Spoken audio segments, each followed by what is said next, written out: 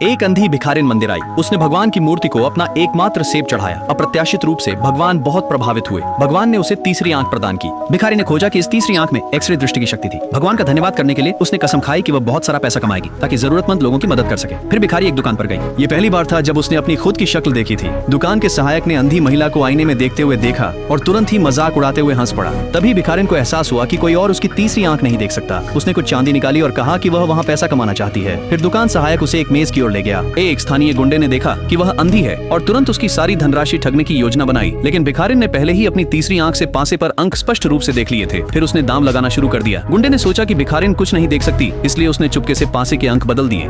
बाकी सभी ने गुंडे का अनुसरण किया और उसी के अनुसार अपनी शर्तें लगाई। जैसे ही गुंडा पासे को दिखाने वाला था, भिखारिन ने अपनी तीसरी आंख का उपयोग करके संख्याओं को उनके मूल रूप में बदल दिया। जब गुंडे ने संख्याएं देखी तो वह तुरंत हक्का बक्का रह गया। कोई नहीं जानता था कि क्या हुआ था और भिखारी ने इस दौर में बहुत सारा पैसा जीता।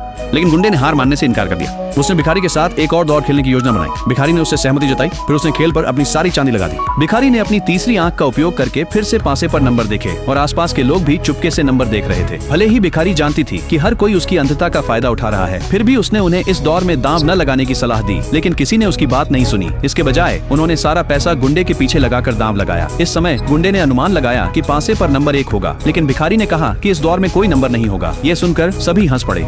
जैसे ही गुंडे ने पासे का कप खोला, पासे तेजी से घूम रहे थे, यहाँ तक कि उन पर सभी नंबर पूरी तरह से मिट चुके थे। भिखारी ने एक बार फिर जीत हासिल की, लेकिन सभी को लगा कि भिखारी ने धोखा दिया होगा। उन्होंने मालिक को बुलाया, भिखारी को दुकान से बाहर निकालने की मांग की। जब मालिक ने भिखारी की आंखों पर बंधा कपड़ा हटाया तो सभी चुप हो गए।